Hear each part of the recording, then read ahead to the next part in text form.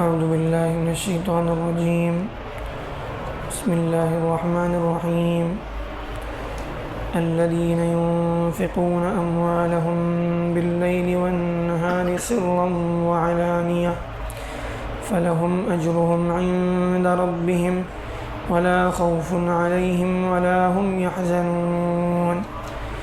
الذين يأكلون الربا لا يقومون إلا كما يقوم الذي يتخبطه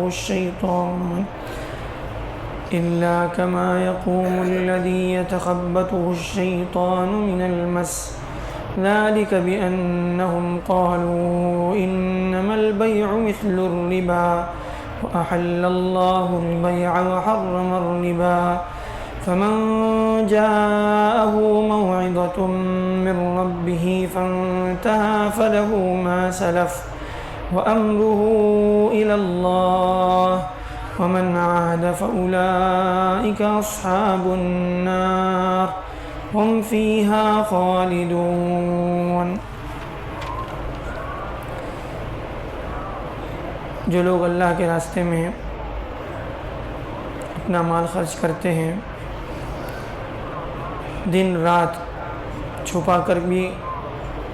اور علانیہ طور پر کھلم کھلا بھی اللہ کے راستے میں دیتے ہیں،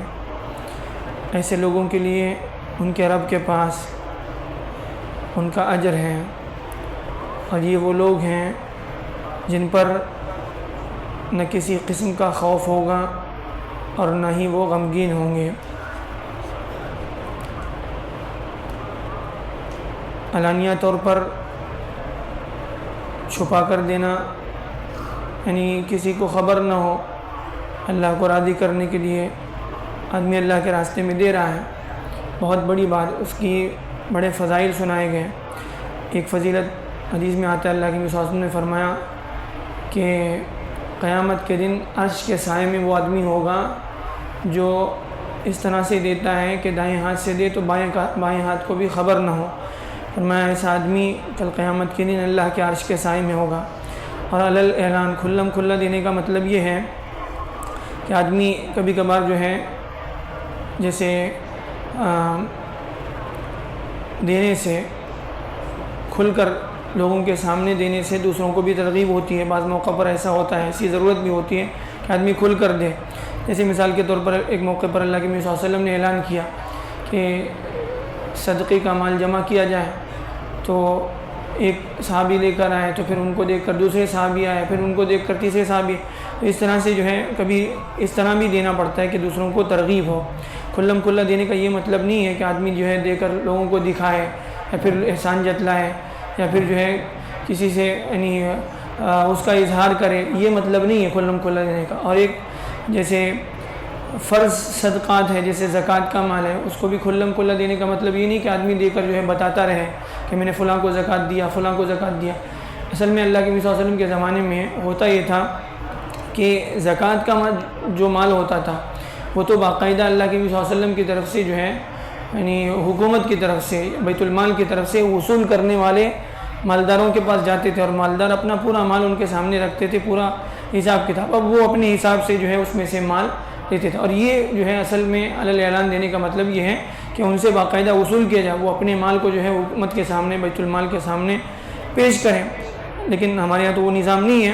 کہ جو ہے باقاعدہ حکومت کی طرف سے یا پھر جو ہے بیت المال کی طرف سے یا قاضی صاحبان کی طرف سے لوگ جو ہے نمائندے جائیں اور اس کو وصول کر کے لائیں۔ تو اس کو سمجھنے کی ضرورت ہے۔ علل اعلان دینے کا مطلب یہ نہیں کہ آدمی اس کو لوگوں سے بتاتا پھرے یا پھر جو ہے احسان جتلائے، اس سے تو پھر پورا عمل ضائع ہو جائے گا۔ تو یہ اس طرح سے اگر آدمی اللہ کے راستے میں دے گا تو پھر کیا ہوگا، اس کو اللہ کے یہاں اجر ملے گا، اور فرمایا قیامت کے دن اس کو نہ کسی قسم کا خوف ہوگا اور نہ ہی وہ غمگین ہوگا۔ پھر آگے ایک اور اہم ترین مسئلہ کہ سود کے بارے میں، جو لوگ سود لیتے ہیں، سود دیتے ہیں، سود کا مال کھاتے ہیں، سود کے بارے میں گواہ بھی بنتے ہیں، یا سود کے بارے میں جو ہے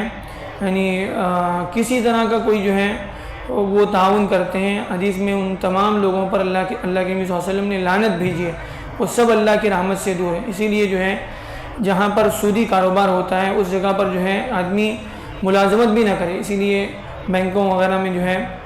ملازمت کرنا جو ہے وہ صحیح نہیں ہے، وہ اس لیے کہ وہاں پر جو ہے سودی کاروبار، سودی لین دین ہوتا ہے، اور سودی جو ہے معاملات میں جو ہے وہاں پر کام کرنا پڑتا ہے۔ تو فرمایا جو آدمی سود لیتا ہے یا سود کھاتا ہے تو وہ قیامت کے دن جو ہے ایسا ہوگا جیسے جو ہے جس کو شیطان نے جو ہے جس پر یعنی شیطانی اثرات ہو تو وہ کیسا ہوتا ہے، باولا ہو جاتا ہے، تو ویسے جو ہے قیامت کے دن اس کی حالت ہوگی۔ کیوں ہوگا؟ ذالک بانہم، وہ اس لیے کہ وہ یعنی سود کھانے والے لوگ کہتے ہیں یہ بھی تو ایک تجارت ہے، یہ تجارت حلال ہے تو پھر یہ کیوں حرام ہے؟ اللہ نے تجارت کو، خرید و فروخت کو حلال کیا ہے اور سود کو حرام کیوں کیا ہے؟ تو اللہ تعالیٰ فرماتے ہیں سود حرام کیوں ہے، اس کو سمجھنے کی ضرورت ہے۔ سود جو ہے کہتے کسے ہیں کہ آدمی جو ہے کسی کو قرض دے اور اس کے اوپر کوئی نفع لے، کوئی فائدہ اس کے ذریعے سے حاصل کرے۔ اصل میں ایک تو آدمی جو ہے عام طور پر جو آدمی قرض لیتا ہے وہ مجبوری میں لیتا ہے، کبھی اپنی ضرورت کے لیے لیتا ہے، کبھی اپنی پریشانی کے لیے لیتا ہے۔ تو آدمی جو ہے ہمیں جو سکھایا گیا اسلامی معاشرے میں ایک دوسرے کا تعاون کیا جائے، ایک دوسرے کا ساتھ دیا جائے، تو آدمی کسی کو ضرورت کے وقت جو ہے قرض دے رہا ہے تو اس پر نفع کس بنیاد پہ لے رہا ہے؟ تو یہ نفع لینا جو ہے انتہائی درجے کی بے غیرتی ہے کہ آدمی کسی کو مجبوری میں قرض دے رہا ہے، اب اس سے واپس لینے میں اس سے فائدہ لے رہا ہے، تو یہ سری حرام ہے اور اللہ کے ساتھ جو ہے جنگ کرنا اس کو کہا گیا۔ البتہ اس کی طرح سے جو ہے بعض لوگ کہتے ہیں کہ نہیں ہم لوگ سود دیتے ہیں تو تجارت کرنے کے لیے سود یعنی قرض دے رہے ہیں، تجارت کرنے کے لیے، کاروبار لگانے کے لیے، فیکٹری لگانے کے لیے، یا کوئی اور دنیا میں جو ہے منافع کوئی ایسی جو ہے کمائی کے لیے آدمی دے رہا ہے، تب بھی جو ہے اس کو سود لینا یا پھر جو ہے اس پر نفع لینا جائز نہیں ہے، اس لیے کہ آدمی تجارت کرتا ہے۔ مثال کے طور پر آدمی نے جو ہے کوئی مال قرض لیا تجارت کرنے کے لیے، اب کیا ضروری ہے کہ اس کی تجارت میں اس کو ہمیشہ نفع ہی ہوگا؟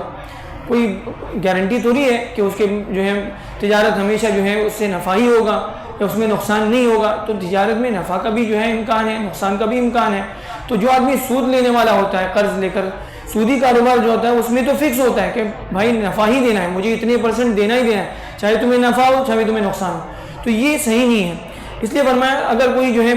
واقعی تجارت کرنا چاہتا ہے تو اس میں نفع نقصان میں شریک ہو جائے، نفع بھی ہو، نفع میں تو اگر نفع ملا تو اتنا فائدہ مجھے ملے گا، اتنا فائدہ تم کو ہوگا، تب تو جو ہے یہ اس کی شکلیں جو ہے پھر دوسری ہوں گی۔ تو یہ اس طرح سے جو ہے کوئی قرض دے کر پھر اس سے جو ہے نفع حاصل کرنا یہ کسی طرح سے جائز نہیں ہے، یہ سری سود ہے، اس سے جو ہے یعنی بہت یعنی